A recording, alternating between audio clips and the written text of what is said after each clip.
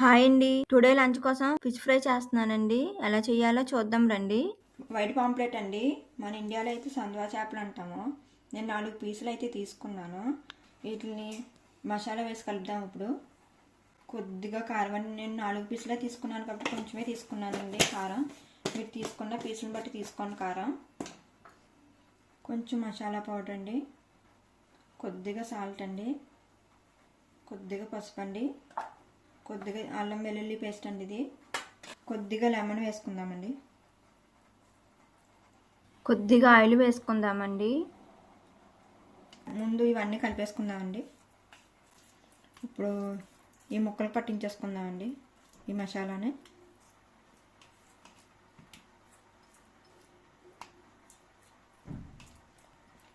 కలిపేసానండి. ఒక 15 నిమిషాలు పక్కన పెట్టుకుందాము. మీరు ఎక్కువ మసాలా అయితే కలుపుకోవద్దు, మిగిలిపోతే వేస్ట్ అయిపోతుందండి.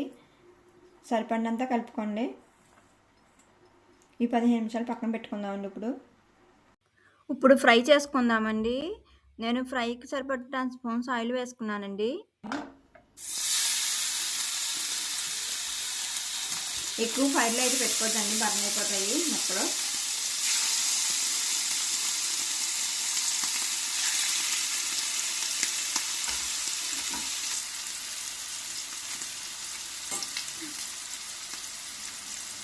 సిమ్లో పెట్టి పైన మూత పెట్టుకోండి, తొందరగా ఫ్రై అయిపోతాయి. ఇప్పుడు రివర్స్ చేసుకుందామండి వీటిని.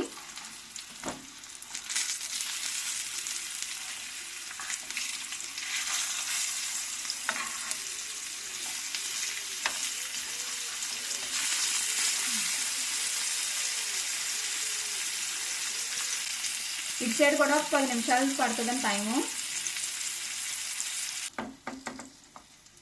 ఫ్రై అయిపోయినాయండి. ఈ కలర్ వస్తే సరిపోతుందండి. ఇంకా ఎక్కువ చేసుకుంటే బర్న్ అయిపోతుందండి, తినలేము పీసెస్ని. ఇప్పుడు ఒక బౌల్లోకి అయితే తీసేసుకుందాము.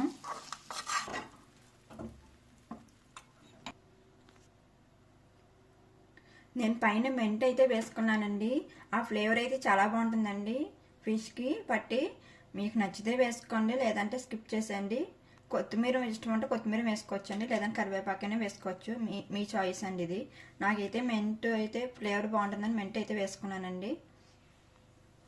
ఈ వీడియో కానీ మీకు నచ్చినట్టయితే ప్లీజ్ లైక్, షేర్, సబ్స్క్రైబ్ చేసుకోండి.